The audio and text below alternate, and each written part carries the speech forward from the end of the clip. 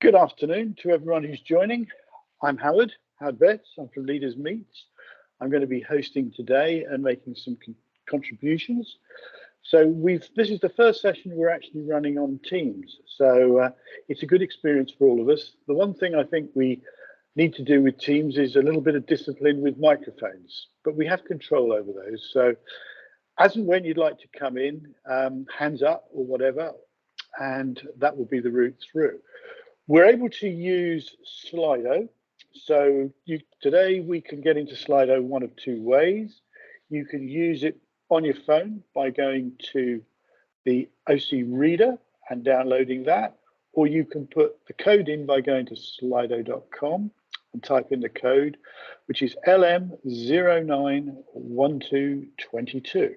So if you'd like to do that, we'll open up the poll and just give a minute or two for other people to come in, and I'll run through the poll live with you.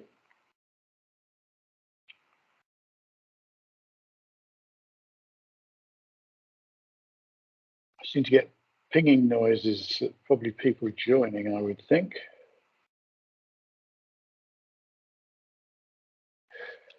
So I think we'll actually get on. People can always join. What we're going to do is a poll. Now the poll today has some yes/no questions. So the first question we'll put up is, and I'll make the point about the poll today in that we carried out a similar research using some of these questions in July and August of this year.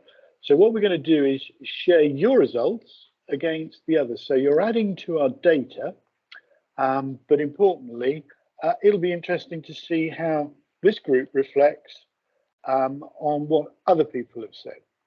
So in your daily work, do you collaborate with people from other organizations in delivering a contract or a project? Simple, yes, no. So let's go on to the next question.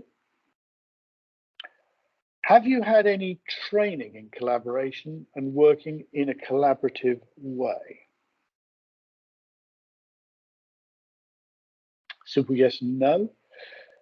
In a fast-changing economic climate, do you think organizations in the sector will begin to resort to confrontational behaviors?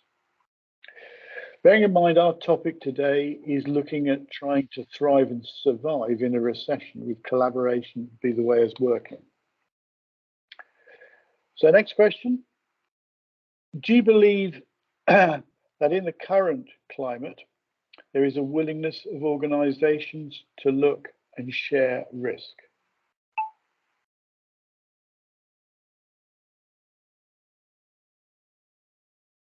Now, slightly changing the question here. The next one. So the next, how would you currently rate the level of trust within the sector? So 1 star is low, 10 star is high. So if you think it's high trust, you can go for 10. If you think it's low, you can go for 1 and choose anything in between.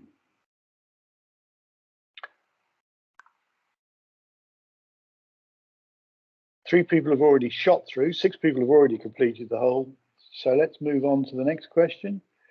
Do you think that working collaboratively, e.g. joint problem solving between parties in a contract or project, would be a positive way to work? So again, you've got a scale here, so you can choose between 1 to 10. And we've got one last question. Do you think greater understanding and learning by organizations across the sector will help them to embrace collaboration as an effective and successful way of working through this economic climate as well as for the future? So if you've completed it, please press the send. We seem to have got 10 at the moment, so we've got some data. So what we're going to do is we're now going to go through, give you the results of this alongside the comparative of what a larger group did. So Abraham, so if you want to line up and let's see what the first results are from our group. Now that's on the left. So Let's see what the score is. Oh, it's not dissimilar. So it's not dissimilar to what we had before. Slightly larger, but fairly similar, which probably is not quite surprising. I mean, an interesting thing to think about is how much do you collaborate in the work that you do every day? And research from America shows that we actually collaborate with other people about 70% of our time. So when we interact with other organizations, we probably purposely are doing more. So let's have the next question then, Abraham. Have you ever had any training in collaboration and working in a collaborative way? Well, not surprisingly, the proportion of saying yes is actually smaller than saying no. But in our group here, it's much less. Only 25% of you have actually had some training in collaboration. Now, in a discussion, which I hope we're going to have in a minute, I think it might be interesting to expand on this whole issue, because a lot of organizations consider that collaboration is a naturally developed skill that we have as human beings. That's far from the case, and in fact, it's far from practiced.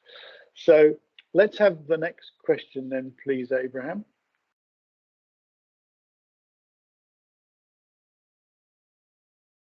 Right. Well, slightly a different way the cheese is round, but actually we had similar result, but the belief is that the sector will resort to more confrontational behaviours because of the economic climate, which really a little bit disappointing if I'm honest, and that's one of the reasons we're here talking about it. So the next question. Do you believe that in the current climate there is a willingness of organisations to look to share risk? Interestingly, the answer is yes, in the sense of no, if that makes sense. Sharing risk is an interesting one, and when we did it before, there was a higher percentage, so maybe economic times are beginning to influence the way that we think. And that's, again, something to start thinking about. Should we be looking at collaboration more? Next question.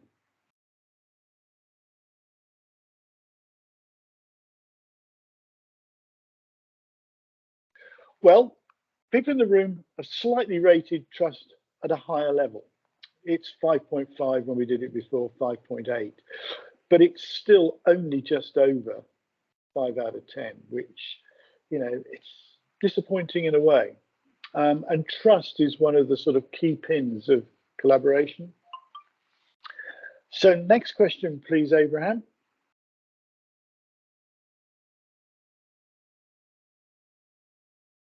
Well, looks like we've got absolutely equal score this time, 9.3 of people. So, you know, 58% response was 10.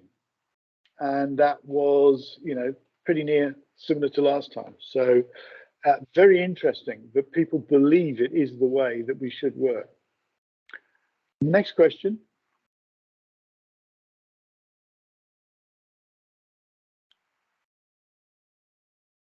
Do you think greater understanding and learning? So 100% here, which is almost what we got last time, which is positive news. And I think that is the last question, isn't it, Abraham? Or have we got one more? Yeah, that's enough. Okay, so I'm now going to ask my panel, who are kindly here today, which is Mark Preet, Steve Green, and Elle, to make some comments. Now, Mark is very much involved with the diploma in collaboration. So is Steve, both the contributors, and Elle was one of the first students we had. So I think it'd be interesting to start by looking at the education side. So how important, I mean, people have said it's really important to learn about collaboration. It's not something that's even taught at school. You know, when you think about collaborating with people, it is not a topic that is taught at school. So I'm going to ask Mark to sort of open up the sort of discussion, the talk, by giving some views on the diploma. And then I think we're going to move to Elle to have a look at her experiences, and then we'll open up a more general conversation. So Mark, please come in. Thanks, Howard. Good afternoon, everybody. Thanks for joining us. So I'm going to kind of give you a little bit of history of the diploma. Around about 8 or 10 years ago, we first launched this diploma with a select group, and Steve was one of that group, and so was I.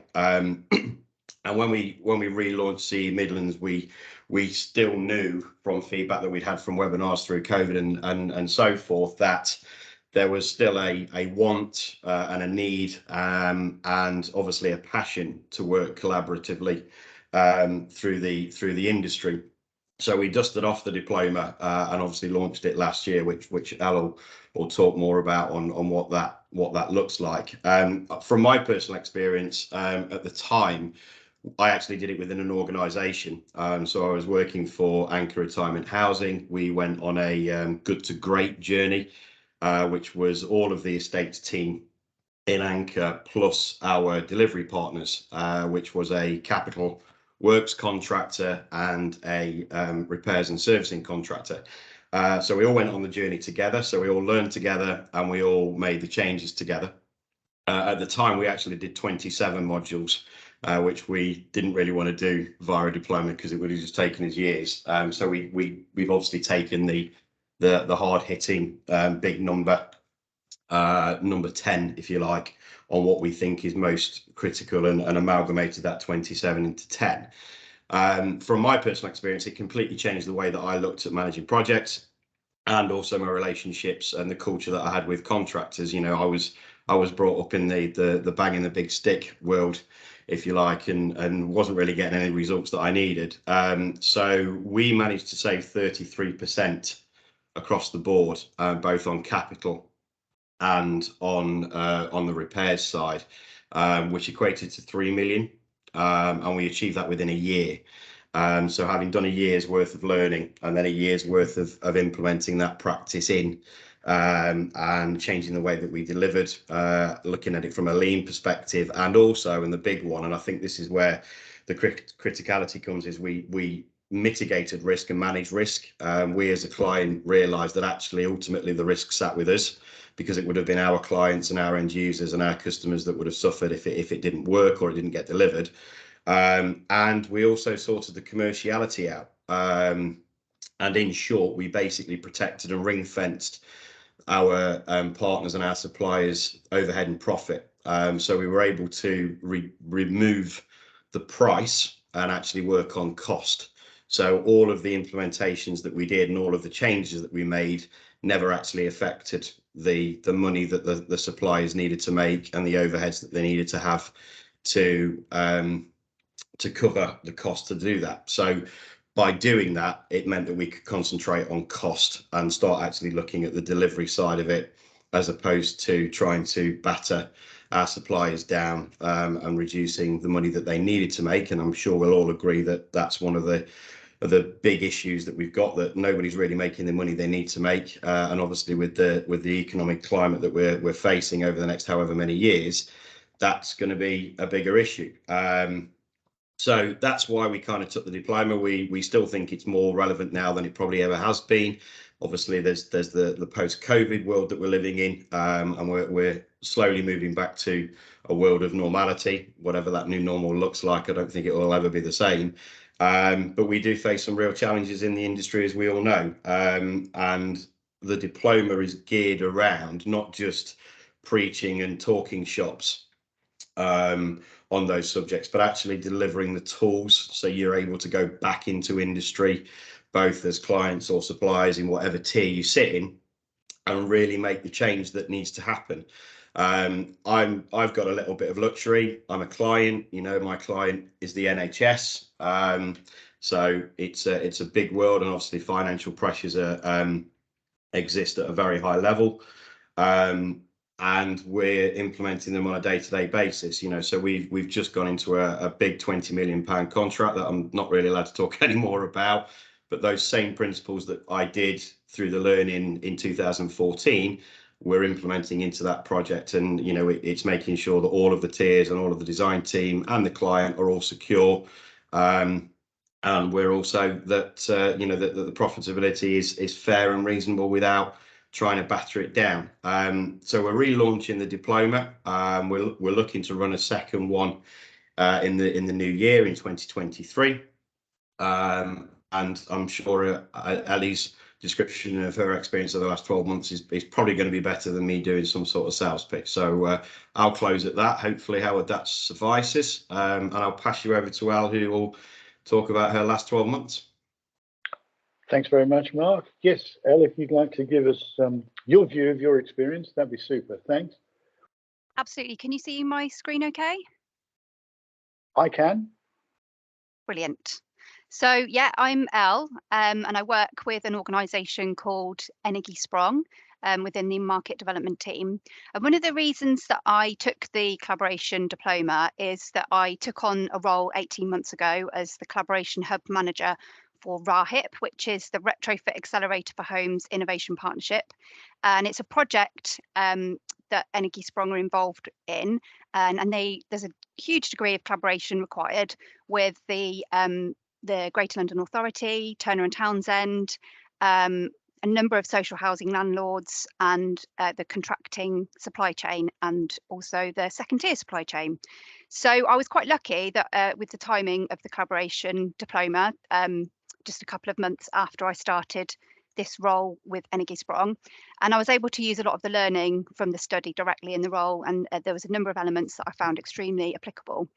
So I thought I'd share a bit of a case study, a little bit about the project and some of the ways that I've been able to apply the learning.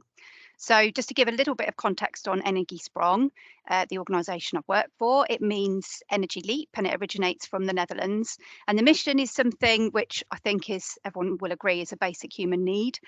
Desirable, warm, affordable homes. And the idea is that once a home's retrofitted, it has net zero energy, which means it's capable of generating the energy that it uses. So obviously, we can probably acknowledge that this is a huge challenge, probably one of the biggest challenges facing the nation. And we actually need to retrofit 2 properties every minute between now and 2050. So that is enormous. And therefore, it's not really a competitive environment because there's so many homes that we actually need to come together and collaborate and work out how we're going to do this. So there's a genuine need here for sector collaboration. And actually, that statistic that you can see on the screen is from a couple of years ago, and we definitely haven't been retrofitting 1.8 homes every minute since then. And therefore, Energy Sprong, and I think others as well, believe that we do need to change our methods by collaborating more, and also industrialising and looking at lean processes and modern methods of construction. And those things featured heavily within the diploma as well. So in the innovation partnership that I mentioned, we believe we need to move away from this highly fragmented, siloed approach that we've been using, and instead industrialise, innovate and collaborate. So we formed this RAHIP collaboration hub. So again, this is the Retrofit Accelerator for Homes Innovation Partnership, bit of a mouthful. But the collaboration hub itself is both physical and digital. So there's remote meetings and in-person meetings, and we share some digital space across all of these organisations. And we try and create places where members of the RAHIP are encouraged to work together by sharing their learnings, their pain points and the opportunities and threats. And we're all aiming for one thing, which is to accelerate the successful delivery of retrofit by industrialising. So we've been talking to the supply chain about how we're going to create new products, and these products are things like prefabricated insulated facades, prefabricated insulated roofs, integrated solar panels, and pre-manufactured energy modules. And these are part of the puzzle to unlock the retrofit market, but the market is extremely immature, so there's a good degree of collaboration with the market to encourage them to join in with this and help them see the potential opportunity. So just a few learnings from running the collaboration hub. we've really tried to create an environment that fosters collaboration so that the partners have sought to share. And one of the things that we've done recently is we've got a campaign out called Retrofit Disruptors. And this is really involving the 4 solution providers, or main contractors, as we would potentially call them, which are United Living, Osborne, Bell Group and Equans. And along with the second tier supply chain, we've worked together to stimulate this new market for whole house retrofit across the UK, looking to reduce costs by working together. And the aim is to reduce the costs so that we can get economies of scale and pass these costs down to the housing providers, so it's cheaper for everybody. So a couple of examples of the learning. Encouraging transparency is really vital, and some of the initial meetings were likened to a poker game, who's going to show their hand first. But as the project progressed, it became easier because the solution providers realised that by communicating some of the lessons and also some of the problems, and by sharing suppliers and ideas of who to speak to, this transparency was only actually going to help, not hinder the process. The second learning is about the right environment, so providing solution providers with a variety of different forums and formats so that they can share the challenges and share their designs and ideas, and that's helped encourage more people to join in and do the same thing. And no single format for collaboration is necessarily the right one. So we've had workshops online and in person, we've had site visits, factory visits, and even social occasions, and I think that helps as well. Some of the best collaborative opportunities are when everyone's in the room, and some of them are more fruitful when it's more of an intimate environment. So providing a variety of these opportunities has been key to foster the relationships for working together. And then thirdly, I suppose it's all in the mind about how you're going to achieve. So the solution providers realising the importance of this collaborative mindset of people that want to share this same vision and finding the right partners for that vision. So many have acknowledged it's not about having the solution necessarily at the start, it's instead about forming a partnership with the housing providers and the supply chain that you're working with so that you can solve the problems together. And that isn't going to happen in the space of a couple of months. It's going to be a longer term focus of 1 or 2 years. And I've got a bit of a quote here from Andy Merrin and Vicky Fordham-Lewis, who work within Osborne and United Living, as you can see on the screen. We're not going to reach anywhere near the scale we need if we don't collaborate, says Andy, with Vicky adding, there is more than enough work to go round, and actually if we work together, we'll just do better and more effectively for the benefit of the customer. So I would urge you to take a look at our Retrofit Disruptors campaign, and there's some of the partners on the screen there. And I'll just share one lesson from the campaign. The penny dropped for us when we realised the scale. We're not going to reach anywhere near if we don't collaborate. You're not going to give away your secrets. You're helping a whole industry get involved in the retrofit sector, and there's more than enough work to go around. So just echoing the quote on the last screen as well. So just to conclude, one of the things I say quite a lot is collaborate to innovate. And this is obviously vital to solve the challenge, but we do actually need people to take part, because collaboration is not a passive process. It only happens if you actually join in, but you actually need people to join in, and not everybody wants to join in. So some tactics for helping people to join in with the process. Firstly, be careful with the language that you use. Make sure you're giving a voice to everybody who wants to join in and an opportunity. And I've got a couple of good and bad examples, I'm afraid. So bad example, unfortunately, I did receive an email just yesterday that said, there's only 5 of us in the conversation, it said, "Dear gents," and I don't feel included in that conversation, in that example. So, make sure that you're not excluding people accidentally. And a good example is the tenants jury, which is a group of residents joined together, and I think they were encouraged by the contractor as well to make sure that they had a voice in the retrofit process. And a lot of the time people don't want to sign up to retrofit because it's happening to them, and they want to feel encouraged as well. So providing a voice for various people is absolutely vital. So we've had a very good process with the RAHIP, but it's a bit like turning a bus, so it's not job done. But the bigger the challenge, the bigger the opportunity, as they say. So if anyone's interested in retrofit via Energy Sprong, you can contact me, and there's some contacts on the screen there. Thanks. Thank you very much. I suspect we're going to get some questions coming in, and hopefully we do, so that we don't just have a little quiet little soiree amongst ourselves. So please do feel free to lob some questions in. I've had a quick look at Slido. A couple have come in. So Abraham, if we'd like to put those up, perhaps we can open the conversation a bit. The thing I'd like to say about collaboration is I've been around it since the early days of it. So I go back, unfortunately, to the late 80s and early 90s, and have experienced it over a number of industries. So I'll share a bit of experience with you. Working collaborative requires a skill set. So I think, what do you think makes up the skill set? So I think we're talking about what we would call attributes, traits, or whatever. So I think it might be quite interesting if we ask some people, but we can use the chat pane here. So let's see, what do people think you'd be looking for people who were going to collaborate well together? I'll chuck one in, attitude. So I think attitude could be quite good. So please, Mark, Steve, Elle, chuck in what you think. But if you're here to participate, please put your thoughts in. Attitude is something you can't buy. It comes built in with people. So you can try to change people's attitude, but if they've got a good attitude, it's a really good starting point. Steve, you were going to say, sorry. Yeah, I'm always bang on about mutual understanding.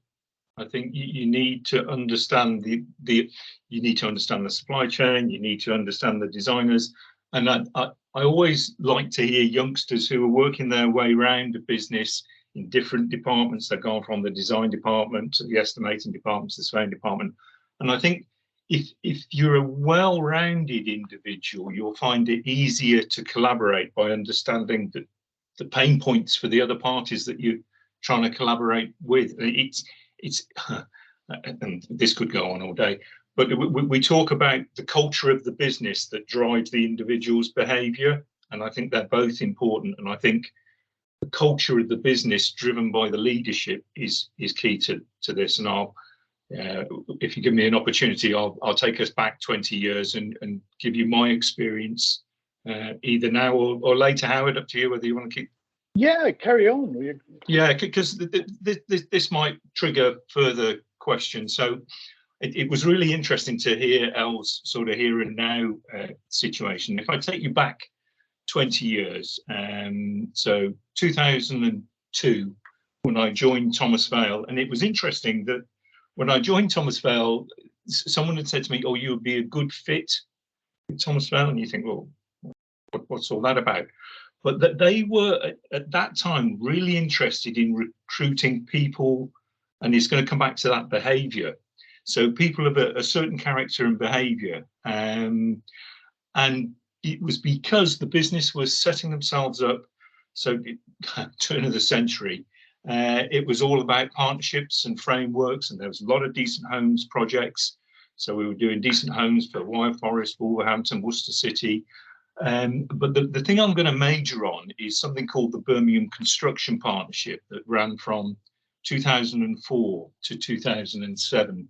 And then at this time, it was when forms of contract like PPC 2000, called 2000 for a reason, and NEC were coming in against the backdrop of what was traditionally the adversarial JCT approach. This was the first time we started doing workshops. So remember, this is 20 years ago. So contractors and subcontractors, we didn't do workshops, we just got on with it. But we were encouraged to do workshops with the clients and the supply chain. There were charters. So the MD of each business would sign a charter that would state what the behaviours were that they were going to apply to the project. And if anyone on the project cried foul of those, it would be back to the MD and say, why did you put this individual on the project that they're not displaying the behaviours that we want? We also did collaborative training on the NEC contract with employees from Birmingham City Council, and to sit in the same room with the client and to be trained on how to use a form of contract was really interesting. And we realised how polarised each of our views were up until that point, and then you get to talk about how each side has interpreted the same clause differently, and that was really interesting.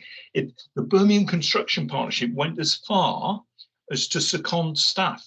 So our contractors' staff went into Birmingham City Council and sat alongside Birmingham City Council employees. Their employees came across to the contractor, and it's building up, as I described earlier, this more rounded approach. But interestingly, at the start of the Birmingham Construction Partnership, so it was ourselves, Waits and GF Tomlinson, we got different overhead and profit percentages. And Birmingham said, well, we're not going to pay different percentages. The three of you need to go in a room and agree one percentage to equalise it. Otherwise, we're going to have clients saying, oh, I don't want to place it with Vales. Tomlinson's are cheaper or Waits are cheaper. So it was really interesting that you put three contractors in a room and they've got to standardise their overheads and profit. The other thing, we shared supply chains, we shared suppliers. We did some online auction for material suppliers, which I'm not so sure was a good thing, but there you are. We operated open book, so we open book as a contractor, but also our key supply chain partners, so mechanical, electrical subcontractors. It was open book. We trained our staff in lean, or we called it business improvement. Well, CSR as it was then, we probably recognise it as social value now.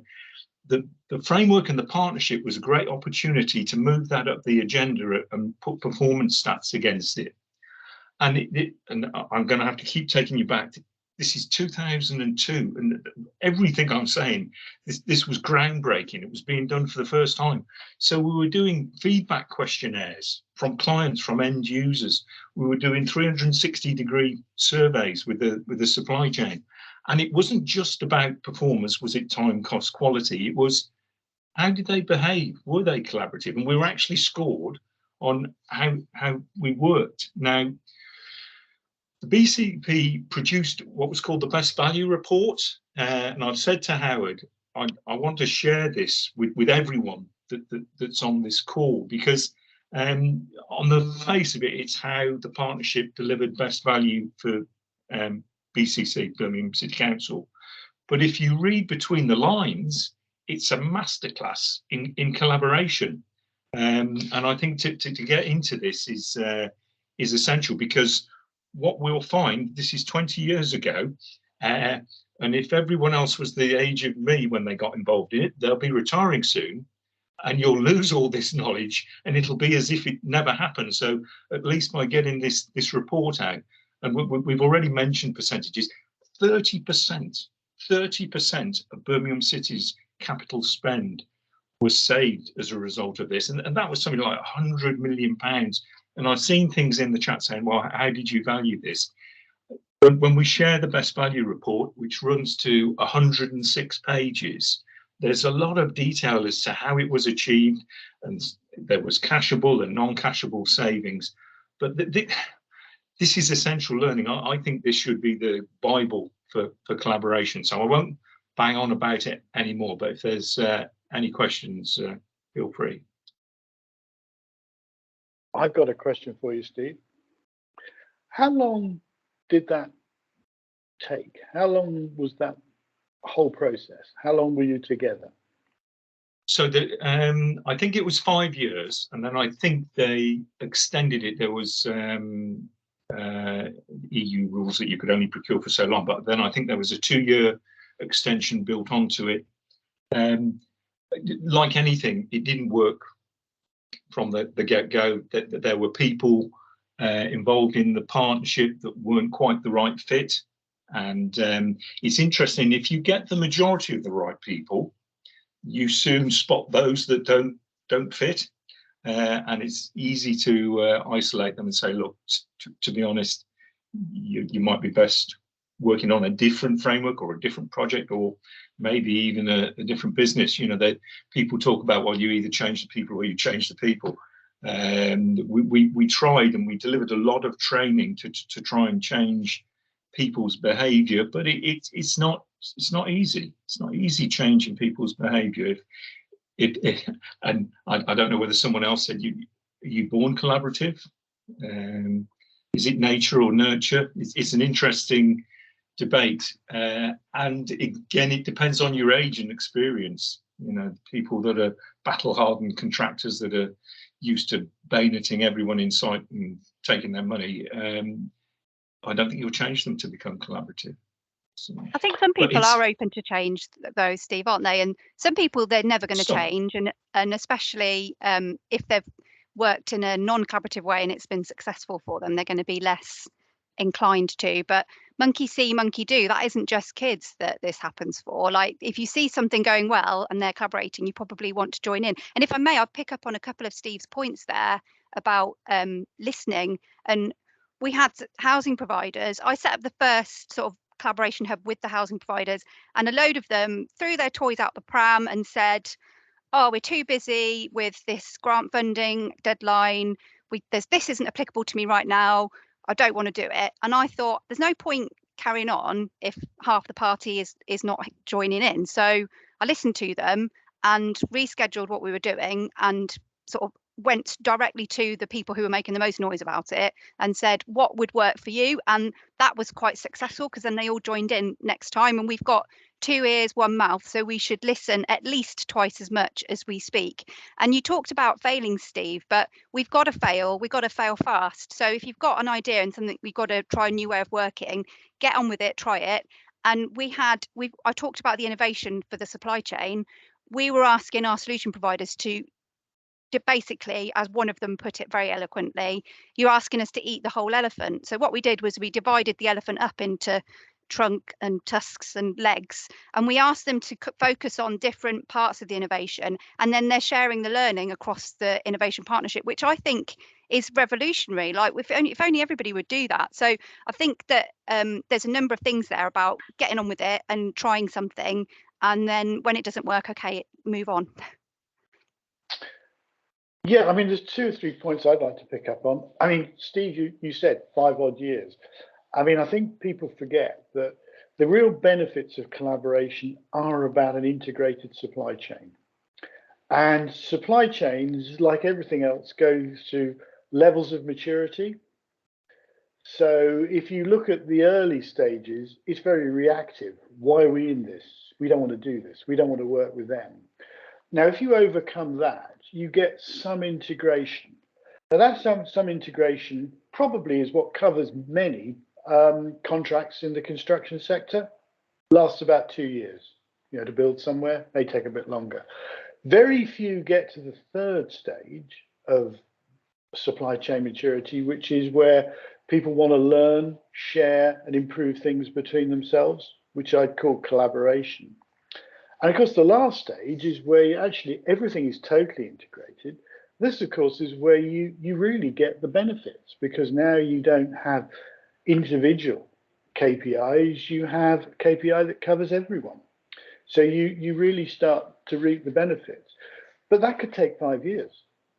And for a lot of people, that's a problem. They haven't got that time to take, nor have they got the commitment to get going on it earlier, which is what Steve said. Let's get training. Let's sort out. Let's weed out the people who are against this, the naysayers. That, I think, is something to really think about. Is if you're going to get the benefits of collaboration, it's not a 5-minute quick hit. It takes a bit of time. Once you've got it, it really reaps it.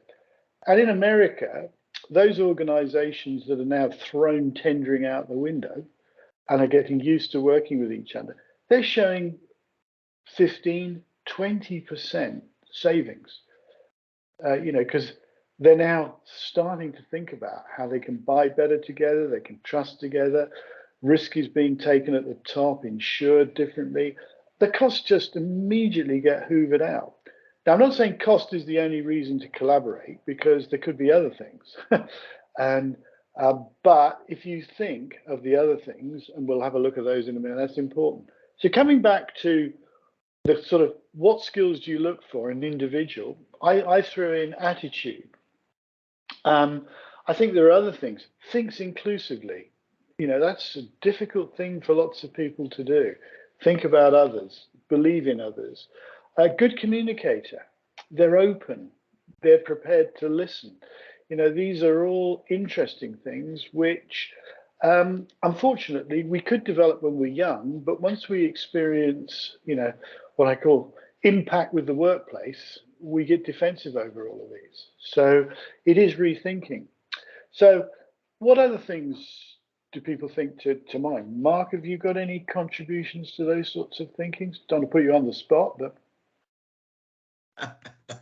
I don't, you know, well, it's a tricky one. You know, it's interesting that Steve said nature or nurture. There is an element of both, but I think it's more a nurture. I think these things can be taught. I think it's opening people's eyes to a different way of working that I think the industry is generally blinkered to.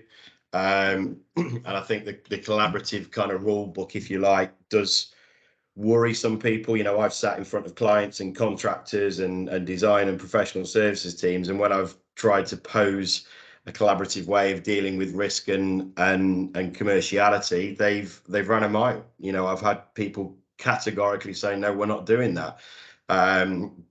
And that's just a sheer lack of understanding, despite how many hours I've tried to get the point of view across. So look, I mean, it changed me without a shadow of a doubt. You know, the stuff that I learned, you will at some point get a light bulb moment and just kind of go, well, why are we just not doing that as standard practice? And I think we're trying to change a really old industry. You know, we've been building for centuries, and even going back to, you know, when I first started in '94, the ethic in that office, crikey. I mean, I've sat in offices and I've said to some people, the only thing that's different from working now and working in the 90s is that I'm not allowed to smoke in an office anymore. You know, and that always hits home quite a lot. So that it's still there, and it's still there more common than it is any others, you know. And this is certainly not a criticism of everybody, because there are some brilliant shining examples out there. You know, on the diploma, we've got a module on the IPI contract now.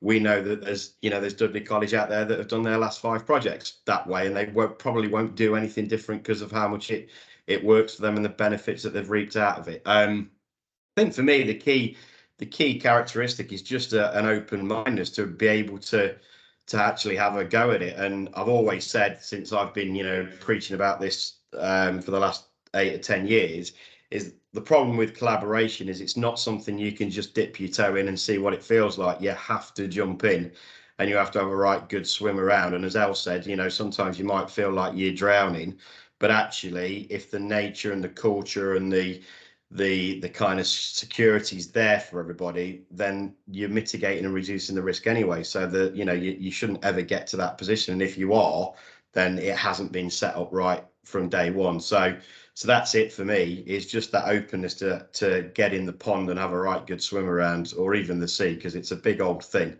But, you know, I'll just keep harping on that the rewards are amazing. yeah, I got it many years ago. I was working with someone, and they wanted to set up a joint venture, which is a partnership to do something. And I said, well, have you thought of collaborating? The chap said to me, wow, that would be a leap of faith. And actually, that's what it's all about. It's taking that leap of faith to give it a go. So I've always used leap of faith ever since. We've got someone, Absolutely. Hand up, Glenn.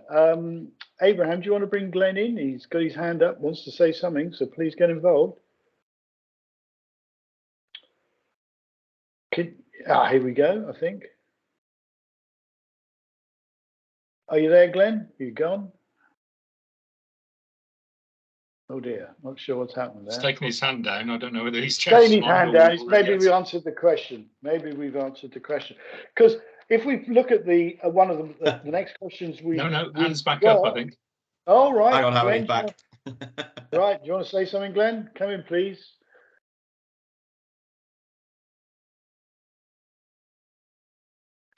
Lost the button.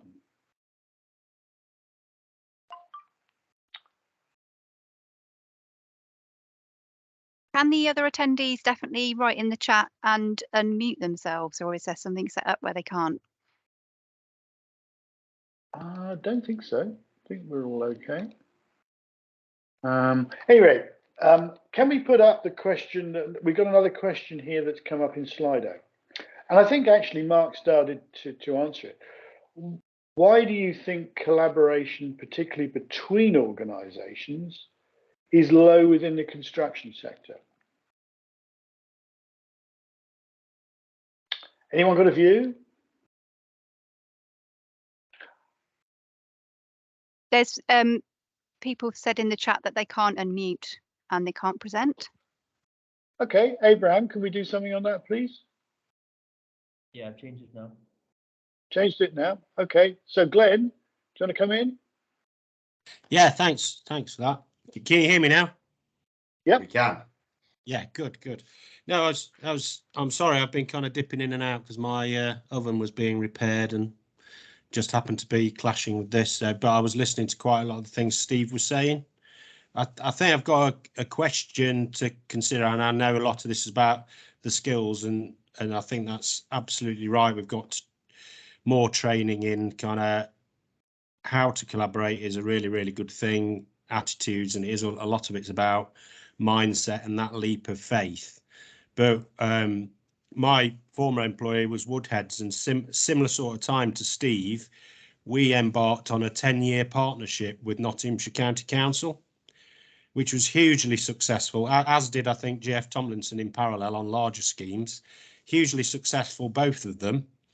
And then after 7 years, they just decided not to repeat it. And then similar parts. So it's kind of, I think there are pockets of brilliance and success stories, but I suppose it seems like we got to 2012 and something changed. So it's kind of I'm just wondering what people think around what the actual barriers are and why there's been huge success stories. And for me, during that decade that Steve was talking about, we seemed to make great strides. And personally I thought, yes, as an industry, we've got it. And then ever since then, we seem to have just been slowly trickling back to the old ways. And things like the IPI initiative. I was at the construction summit, and you kind of think, well, we bid for something on that in 2016, 17. I thought it was a brilliant idea. We weren't successful in that bid process, but we came very close. But I thought it'd really take off. But I just wonder why everybody, there's other barriers, isn't there? Whether it's the forms of contract we're using, or there's a perception in terms of the training that we can't do this because procurement rules won't let us, and those kinds of things. There seems to be a bit of backtracking at kind of governmental level as well. And I wonder what we can do sort of as a group constructing excellence to kind of challenge that a bit more, because we do seem to be taking steps backwards. And I get it's partly to do with the climate, and that'll always happen in the economic climate we might find ourselves in. But I'm interested to know, because it perplexes me that we have great success stories, and then the obvious thing would be to repeat that, wouldn't it, and do it again. And we all seem to know it. Those surveys, we've all done those surveys, and we all know, and we all say 100% collaboration is the best way. So, you know, what's stopping us from the mechanics of being able to do it? And then, yeah, that was my kind of question. Just get some views on that. Do you think it's a leadership issue? Is it not engaging the right people at the right level? And another interesting thing, we are digging deeper into research into collaboration. And I'm not giving anything away, but so far, and we will publish in the new year, it would seem that rather than collaborate, clients choose people on basis of cost, not whether they'll actually collaborate, nothing to do about whether they'll come out with the best quality. It still seems the perception of everyone is that it's cost, and therefore collaboration takes second, third place to cost. Which is, you know, in a sense, quite depressing. But that's just a personal view. What do other people think? Yeah, the only time in a procurement process that I've ever been through a process where we were actually being evaluated because of our behaviours of the team was through the IPI. That's the only time we've bid for long-term programmes and partnerships, but I don't know if it happens that often that you actually also, your people get assessed on, you know, properly, deeply assessed on whether you've got the right attitudes and behaviours, which is pretty challenging process to go through. But yeah, I totally get it. Why? Oh, I've done it on people in the past, and we had an organisation in the Middle East which was looking to procure runways. So it was major construction, concrete laying and tarmac, there, that sort of thing. And it was going to be over 10 years. So it was a major contract for someone to get. And when we went into the three organisations, we found in one organisation there was many more beliefs about why they shouldn't collaborate as to why they should. And when they lost out on the contract and were told, well, actually, you didn't have the right beliefs, the attitudes and that sort of thing, they were horrified because they'd missed out on a contract worth probably in the region of 100 billion over 10 years. But, you know, what did they go and do about it afterwards? They didn't take the lessons and learn. So, you know, it's a leadership issue. Andrew Baker Keane, you have your hand up. So if you can open your microphone, please do. Hello there, Howard. Oh, yeah. Yeah, I was just responding to your comment about collaboration being from leadership level. The collaboration's got to be through a complete team, complete company. Oh, yeah. And the biggest problem is you can have collaboration at the lower levels, and then the senior management don't want to collaborate because they don't want to risk exposure of IP or anything else or what they're actually up to. Equally, you can have senior management wanting to collaborate, but all too often I come across people, and you'll see my comment in Slido. I come across people who go, well, why do I want to learn about somebody else's job? I haven't got the time to do that. I don't want to understand the full picture. I'm paid to do this particular job. I'm going to do this job to the best I can in the time frame I've got, which almost puts a barrier to collaboration, because if you don't understand what others are trying to achieve, you can't then help them. And this is the problem. And I mean, the question I put in Slido was, you know, how can we actually get those people? What does the panel think we can do to get those people on board? Because obviously the simple answer is, oh, those people, they're not going to collaborate, let's get rid of them. But the reality is, what we want to do is have techniques to get these people on board, get them to buy into the collaboration and the aspirations of companies and organizations that want to collaborate, because it is for the best. I agree with you wholeheartedly, and indeed I was involved in a highly technical project which was putting satellites into space. So you're having to deal with pretty geeky kind of people, and we put them on Dartmoor and put them through some areas where they had some fun. They learned a bit about each other, but they assessed themselves, and a number of them started to say, oh, I didn't realize that we could solve problems amongst ourselves. It's always something we've looked at before individually. So it is about changing people. And that wasn't about, I don't think, change is something you can't actually change another human being. Human beings are very resistant, but they will adapt. And that's what these people did. They adapted their individual problem solving into group problem solving, because they found other people, oh, I didn't realize Buggins might know that, or I hadn't realized that Fred knew that. I hadn't realized that Jane had any knowledge in this area at all. And that's because they worked in little technical silos. So I think, you know, it is about investing in some behavioral stuff at the front end to find out. IPI is good, but you know, you've got to train people, because sometimes you can't change. Sometimes you can't change the people.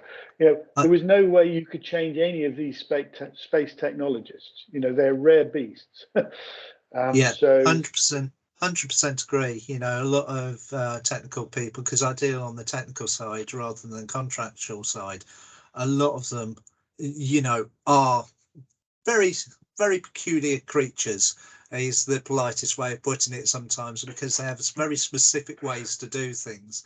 and you know, they have to be because of the jobs that they're doing.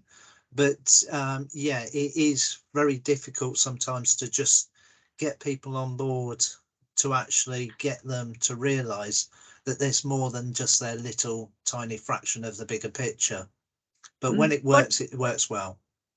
One of the techniques that I've found works is by sort of inviting the solution providers in this case to do something, and then once one bites, the others get FOMO, and if they're fear of missing out, they don't want to be the one not doing it. So if you kind of go, oh, we're all going to do this, like share the supply chain information, one of them did it, and then the other three went, oh, well, I don't want to be the one without my information in this table, so they joined in with it. So just provide that opportunity and sort of say, oh, we're all going to do this, and then they did it. So it was sort of like, tell them what they're going to do, and then they will. Yeah, that makes sense. I think there's also some cultural alignment. I have to say that early in the 90s, everyone grasped this, thinking this is great, because they immediately grabbed the Honda Toyota model, which was, you know, that, oh, this will work. Culturally, they were much further down the supply chain maturity.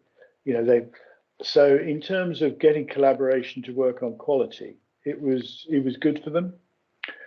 But I think people forget that you know, working together has huge, great benefits. I know a lot of people think of the cost, and we've talked about that. But Abraham, do you want to just put up the last slide that I sent to you?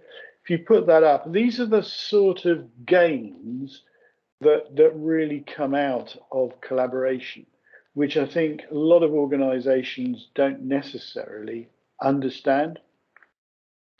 So Abraham, if you put up the if you put up the last slide, just bear with us. Technology takes a bit of time to get through. The last slide I sent you today, which, yeah, the bottom of that one. So if we go right to the bottom of that pile. In fact, you go to the second to last one.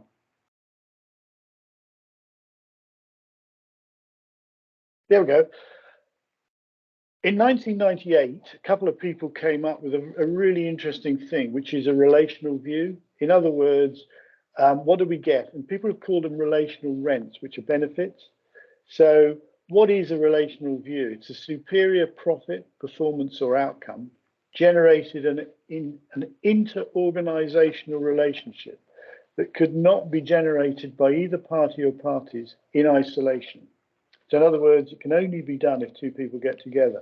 Well, the Toyota example, Honda, was it could only be done if their suppliers came in. And so that was through their alliance. And these last slide is the sorts of benefits that organizations reap out of collaboration. It's an effective way of working that generates these activities. And when you look at them, some of them are pretty important. Elimination of error. You know, how much does error cost the construction sector? Giri tells us that it's counted in billions in a year.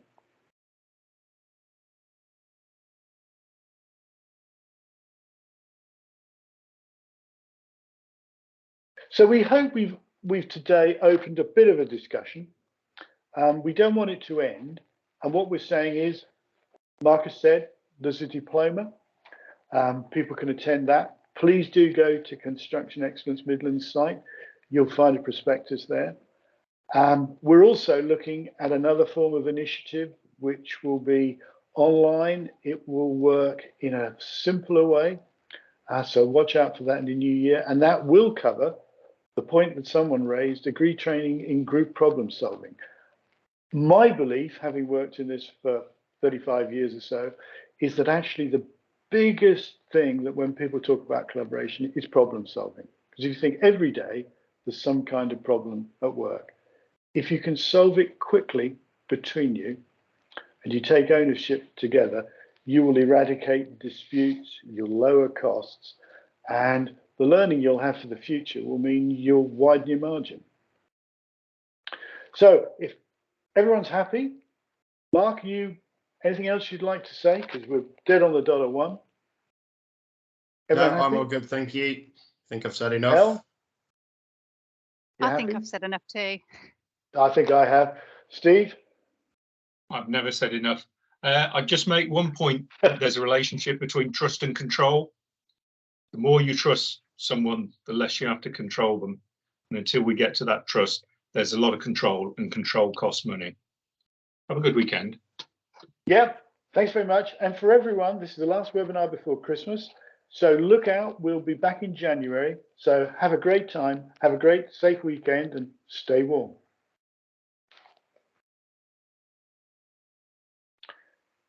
Thank you guys for